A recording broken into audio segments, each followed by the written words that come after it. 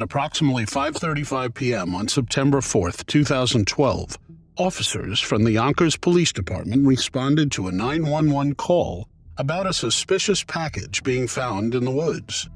Upon arriving at the scene, first responders found a decomposing human body that was wrapped in a large black garbage bag. Detectives with the department's major case squad and crime scene unit took over the investigation and were able to identify the victim as Bronx resident 26-year-old Pamela Graddick. Investigators determined that Pamela had been shot twice in the head at a location outside of Yonkers and dumped in the woods in an attempt to conceal the crime. Police identified Wanda Vagia as a person of interest early on in the case. She was the girlfriend of Pamela and they lived in the same apartment. A month before Pamela's body was found on August 13, 2012, Vagia told Pamela's family that she had returned after the weekend to find Pamela gone, but items she should have had with her were still there. When Pamela's relatives learned that she had not shown up for work that morning, they reported her missing to New York City police. Investigators were unable to explain how the petite Wanda Vagia could have moved the larger Pamela's body to the secluded area in the woods from their apartment. Following a 2-year investigation, authorities were unable to come up with enough evidence to charge anyone, and the case was transferred to the Yonkers Police Department Cold Case Unit. In January of 2022, investigators conducted an interview with 41-year-old Wanda Vagia. During the interview, Vagia confessed. She said that she shot Pamela inside of the Bronx apartment they shared due to ongoing domestic issues between them. She said that she got the weapon from John Torres. Torres helped her move the body from her apartment to the woods. In March of 2022, both Wanda Vagia and John Torres were taken into custody. Torres was charged with second-degree criminal facilitation, first-degree prosecution hindering, and tampering with physical evidence, all of which are felonies. City of Yonkers Police Commissioner John J. Mueller said in a statement following the arrests, "The passage of time only reinforces our commitment to solving these heinous crimes. The Yonkers Police prides itself on focusing on victims and their families and doing whatever we can to deliver justice for them.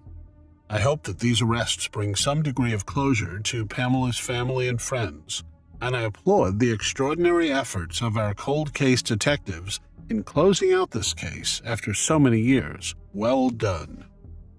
In June 2023, Wanda Vagia was sentenced to 20 years to life for taking Pamela Graddick's life.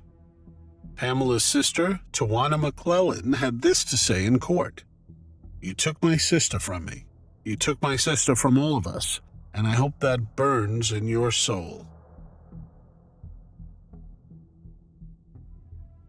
23-year-old Renee Sweeney lived in Sudbury in 1998. Sudbury is a city in Ontario, Canada. Renee was a music student at Laurentian University and worked at an adult video store to help pay for school. It worked with her schedule, and it was quiet so she could do her homework when no one was there. On January 27, 1998, Renee was working at the video store in Paris Street. A man entered the store shortly before 11 a.m. and approached the counter. He stabbed Renee 30 times and then stole $200 from the cash register. The man then went to the washroom to clean up. When the man emerged from the washroom, he was surprised to see Renee was still alive. She was behind the counter trying to dial a number on the telephone. Renee then fought with the man and managed to scratch him, but she unfortunately succumbed to her injuries. The man was seen running away from the store. Police who arrived at the scene a short while later were able to collect large amounts of evidence from the scene. Police tracking dogs were able to recover a lightweight windbreaker-type jacket and white cotton gloves in a wooded area nearby that belonged to the suspect. The perpetrator's DNA was also found under Renee's fingernails and in the store's washroom. As the unknown man was seen running from the store by witnesses, they were able to give investigators a detailed description. He was described as white, in his early 20s, with dark, short hair. weighing 140 to 150 pounds, roughly 5'10" to 6 feet tall, with a slim build. He was also believed to have been wearing glasses. A sketch was shared around in Sudbury, with hopes that someone would come forward and identify the man. 2 weeks after the crime, on February 11, 1998, Sudbury police announced that they charged 31-year-old John Federley with taking Renee's life. Not long after, they realized they made a mistake and released him the following day. It was stated that the evidence did not hold up. A reward for information was originally posted at $25,000 and grew to $30,000 as more and more people were made aware of the case. Despite investigators having collected DNA belonging to the perpetrator, a match was not identified through the National DNA Database. Greater Sudbury police officers continued to check every 30 days. In 1999, investigators requested that men in the area provide a DNA sample so that they could be ruled out. On December 2, 1999, hundreds of men submitted their DNA to Sudbury police, making it the largest collection of DNA for a single police investigation in Canadian history at that time. On March 23, 2000, New Brunswick serial offender Michael Wayne McGray was named a possible suspect in Renee's case. He was convicted of taking 7 other people's lives. Nothing concrete was found linking him to Renee's slaying, however. On April 30, 2003, Sudbury police launched the ReneeSweeney.com website to help collect tips about the crime. For Renee's family, the wait for answers was agonizing. Her mother, Carol Strachan, released a CD of music titled Remembering Renee Sweeney in 2006. Her sister, Kim Sweeney, said in 2017 that she doesn't remember much about the minutes, days, and weeks following the news of what happened to Renee. Kim was in school at the time when she got a call from her stepfather telling her that something bad happened and she needed to come home. Her first thought was that something must have happened with her mom, who had multiple sclerosis. I had a bad feeling about the whole thing and wondered why I was not being told to go to the hospital instead, but I got in my car and headed home right away anyways, she said. I would usually drive past Renee's work, but for some reason I did not that day. When she got to the house and heard her mother crying, she knew something else was going on. They told me that Renee had been shot, because that's what they thought initially, Kim continued. So I went to grab my coat, wondering why we were all just standing around the house, but then they told me she wasn't with us anymore, and I just dropped to my knees. From that day forward, their lives changed forever. My mom never walked again, she said. It was just too hard for her to deal with. Her condition deteriorated pretty badly after, and she never really came back from it. And in November 2017, her mother passed away without ever finding out who took her daughter's life. I wished that she had a chance to close that book, Kim continued.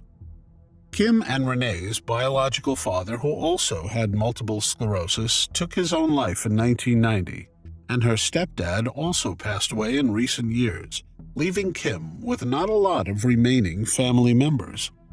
What breaks her heart the most, she says, is the fact that her own 2 young children will never get a chance to meet their aunt. They would have loved her, she said, and she would have loved them. She wonders what Renee would have done with her life and where she would be today. I still think about it and her every day, said Kim. I just keep having these same questions run through my head. Why would someone do this? Why her? Is he still out there? I think that sometimes people just don't want to get involved, but I can't express how important it would be to finally get justice for my sister, she concluded. If there is any information or anyone who remembers anything, I hope they remember and realize that the case has not been closed. In 2017, the Greater Sudbury Police Service announced they had been working with Parabon Nanolabs, a Virginia-based technology company that specializes in DNA phenotyping. On January 23, 2017, they released a composite sketch of the perpetrator using DNA technology called Snapshot. The The term refers to a process that can predict the appearance of a suspect based on DNA evidence. Constable Megan O'Malley of the Greater Sudbury Police said the composite has provided police with more accurate information about the suspect's physical traits. We do know that he is of European descent, that he has light skin. He has either blue or green eyes, brown or blonde hair, and might have freckles. From 2017 to 2018, Sudbury Police received 360 tips from the public after the image sparked new public interest in the case. Of those tips, about 200 possible suspects were eliminated through DNA testing or other means. Detective Sergeant Robert Weston, who is the lead investigator on the case, said in 2018, "The fact that this has gone unsolved for 20 years is mind-blowing and frustrating at the same time." He also said it is difficult to investigate a crime that happened so many years ago, but he's determined to push the case forward and ultimately find the man responsible. The more you get involved in a case like this, you almost build a relationship somewhat with the victim. At the end of the day, the focus is on Renee. I still remain confident that the suspect will be identified. By late 2018, investigators had followed up on thousands of tips and ruled out 1,800 people. As 20 years had passed, most people assumed the suspect would never be caught. So it was a shock when on December 12, 2018, Sudbury Police announced that they arrested 38-year-old Robert Stephen Wright and charged him with taking Renee's life. His DNA matched the DNA belonging to the perpetrator. Wright was an 18-year-old Lockerbie Composite School student at the time of the slaying. He was arrested in North Bay, where he worked as a lab tech. Police Chief Paul Peterson said at the time of Wright's arrest, "We have been actively investigating information and tips throughout the past 20 years and up until today." Wright has made a number of court appearances since then. He was denied bail in March 2019 and in May 2020. On October 8, 2020, a judge ruled that Wright's trial will be held in Sudbury. This followed a change of venue motion filed by his lawyers, arguing that years of media coverage would make it difficult to find an impartial jury in the city. Stephen Wright's trial finally got underway on February 21, 2023. Wright denied any involvement. He said that he was finishing an exam at Lockerbie High School in Sudbury on the morning of January 27, 1998. Wright said he was wearing a teal jacket, long-sleeve t-shirt, jeans, gloves, and running shoes that cold morning. After his exam, Wright said he had some time to waste and decided to check out the adults-only video store on Paris Street. Wright testified he could not see inside the store before entering it, as the doors were dark and covered. Wright told the court the first thing he noticed when entering the store were video boxes strewn across the carpeted floor. The next thing he said he noticed was a substance had spilled onto the floor, but testified that at the time his brain did not register that it could be blood. Still processing what he was seeing, said Wright, he made his way further into the store until he saw Renee Sweeney's body on the floor. Wright told the jury he moved towards Sweeney's body to see if she was still breathing and to check for a pulse, which he said was something he learned during his days as a Boy Scout. He said he used his right hand to shake Renee's shoulder and asked if she was okay, but ultimately he said he could not detect anything, not breath, nor pulse, or any movement. Suddenly, Wright said he backed away from Renee, overwhelmed. He told the court he realized there was blood on his jacket and that he was freaked out. He told the court, "I ran because I was terrified. I was a stupid kid. I wish I had stayed." "I can't describe what was going through my mind," Wright said. "I was completely overwhelmed at that point. I just wanted out of there." Wright told the jury that when he got up from the body, he had to stabilize himself and grabbed a hold of something, but doesn't remember what. Wright was asked if he was aware of a cash tray on the counter where a fingerprint matching his DNA was found. Wright said he wasn't aware of the tray and added that he was not sure what he grabbed onto while trying to steady himself. Wright said he did not flip the money clips of the cash tray up and that he did not steal anything from the store. He said the next thing he remembers doing is crouching down, grabbing his teal jacket and gloves, and running away. Wright was asked why he decided to discard his jacket and gloves. I realized at that point that I had run from a crime scene, and I was terrified that I would be accused. The worst decision in my life was to run. I did not even know if I consciously made that decision.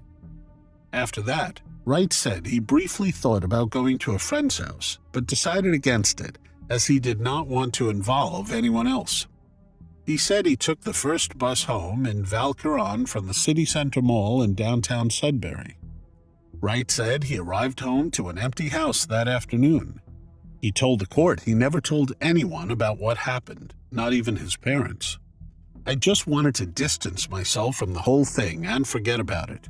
It was very traumatizing. I did not want to worry them, and I was also ashamed of running. There were lots of inconsistencies with Wright's story. It did not explain how his DNA got under Renee's fingernails and in the washroom. It also did not explain how his fingerprints were found under the cash box. Furthermore, no one else was seen at the crime scene, and no one else's DNA was found. On March 29, 2023, he was found guilty of all the charges against him. The jury delivered its verdict in the Sudbury courthouse after deliberating for a little more than a day. A cheer went up from the side of the courtroom where the Sweeney family was sitting, and people hugged each other with tears in their eyes. There were also tears in the eyes of Wright's mother, and his father gave a meek wave as they watched their 43-year-old son be led out of the courtroom by police officers. With Renee's sister Kim standing next to her grinning, family friend Kelly Irvine told reporters they were thrilled and ecstatic with the jury's decision. Renee Sweeney got justice today after what horribly happened 25 years ago, Kelly Irvine said. Justice Robbie Gordon will sentence 43-year-old Stephen Wright on June 29, 2023. It is expected to be a sentence of 25 years. Renee's sister Kim had the last word in her victim statement. Do you know what it's like to have lost your best friend? I have, and there aren't any words in the English dictionary that describe the hell that losing Renee has caused my family. I had to look at that jacket that was covered in the blood of my sister and be reminded of the brutality. I am asking to sentence him to the maximum sentence possible. We have lost 25 years of our life. He should get 25 years to think about what he has done.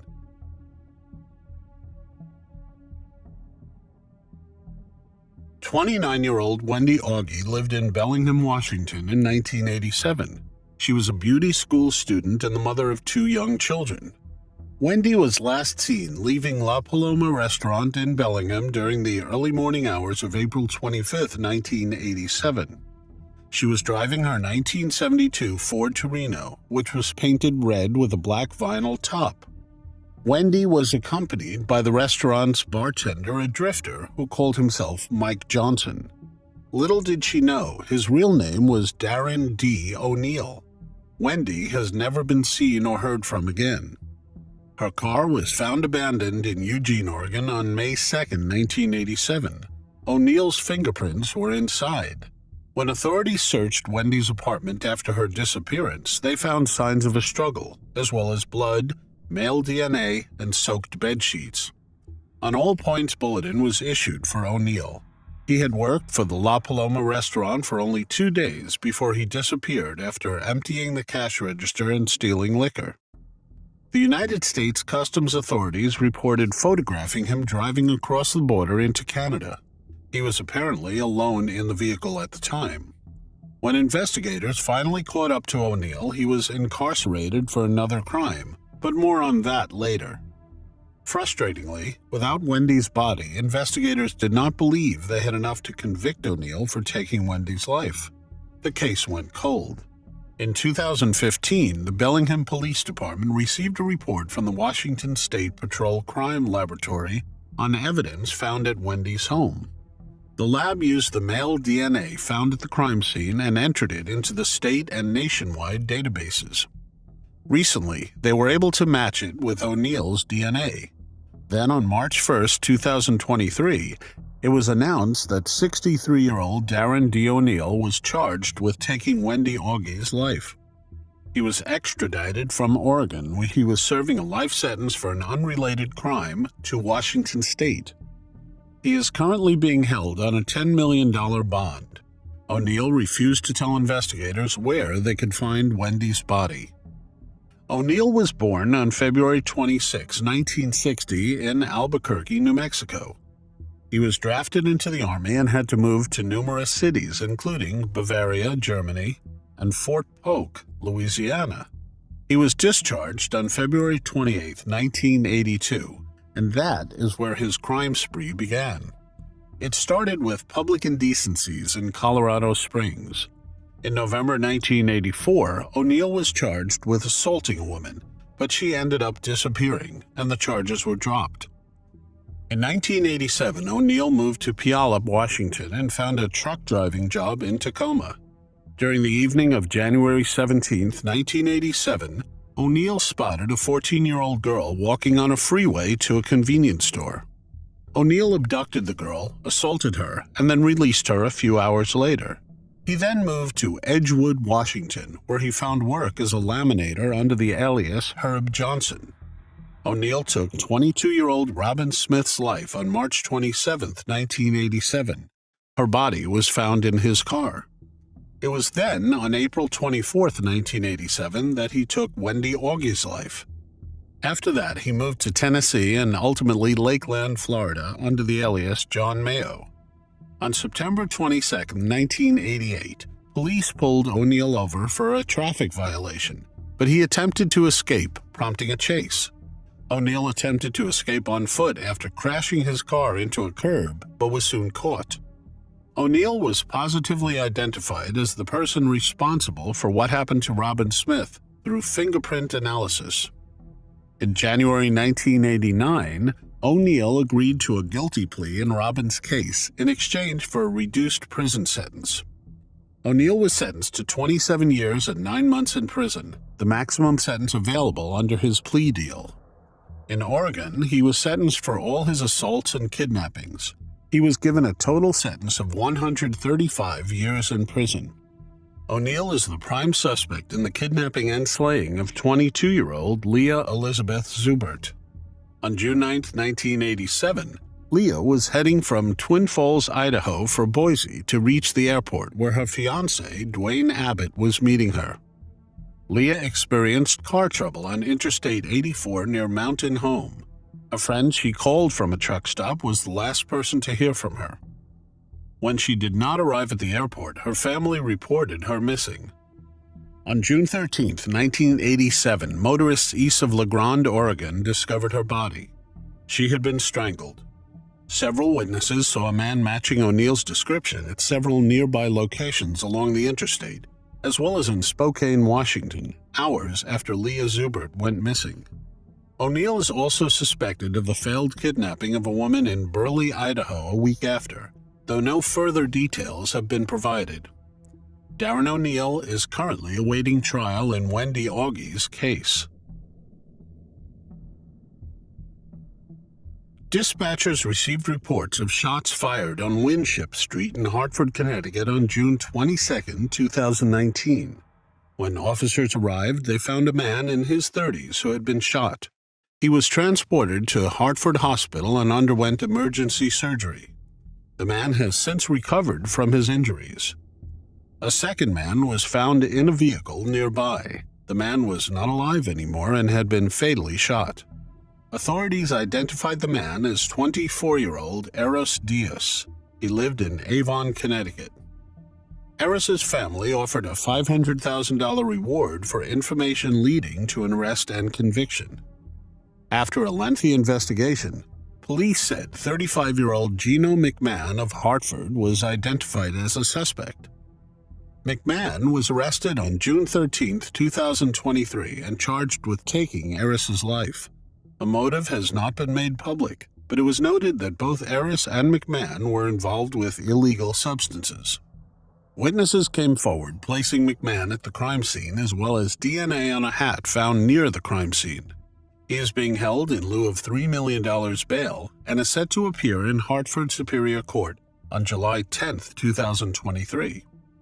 According to the affidavit, Aris Diaz and Xavier Lugo, who was 31 at the time, were shot on June 22, 2019 at about 9:30 p.m. in the area of 25 Winship Street after they were involved in a car crash. Aris Diaz was shot in the head and pronounced deceased at the scene, and Lugo, who was found about a block away from where the shooting took place, suffered multiple gunshot wounds and was initially listed in critical condition. Aris's mother, Catherine Diaz, said, "We have worked and prayed for this day to come. We never gave up hope that my son's attacker would be brought to justice. I truly hope that our effort to get the perpetrator off the streets protects other mothers from the loss of a child or a loved one. We are thankful for the many members of the criminal justice system who worked for 4 years to help my family begin to heal."